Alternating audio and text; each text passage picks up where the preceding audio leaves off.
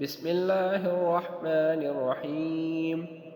يسبح لله ما في السماوات وما في الأرض له الملك وله الحمد وهو على كل شيء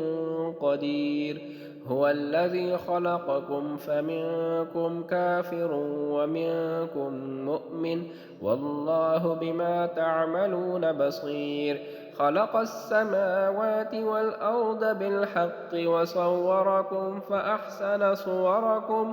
وإليه المصير يعلم ما في السماوات والأرض ويعلم ما تسرون وما تعلنون والله عليم بذات الصدور ألم يأتكم نبأ الذين كفروا من قبل فذاقوا وبال أمرهم ولهم عذاب أليم ذلك بأنه كانت تأتيهم رسلهم بالبينات فقالوا أبشر يهدوننا فكفروا وتولوا واستغنى الله والله غني حميد زعم الذين كفروا أن لن يبعثوا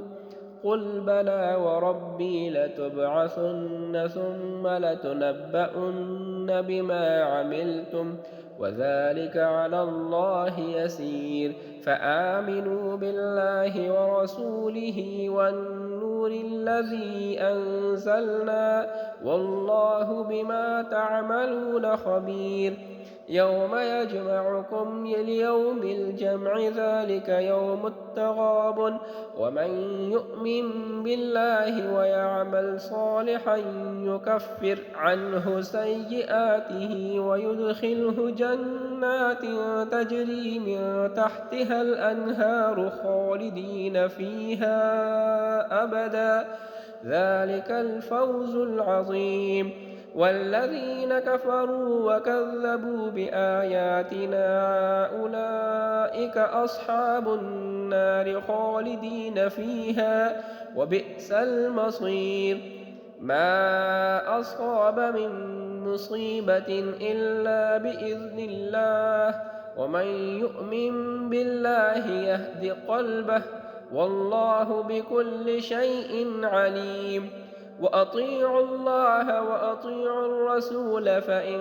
توليتم فإنما على رسولنا البلاغ المبين الله لا إله إلا هو وعلى الله فليتوكل المؤمنون يا أيها الذين آمنوا إن من أزواجكم وأولادكم عدوا لكم فاحذروهم وإن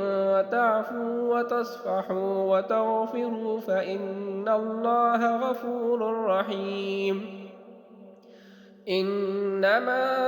أموالكم وأولادكم فتنة والله عنده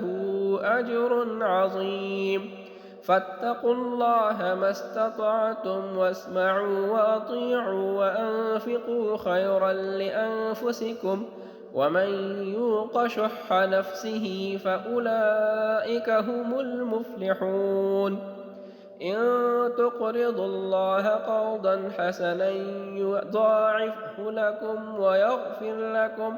والله شكور حليم عالم الغيب والشهادة العزيز الحكيم صدق الله العظيم.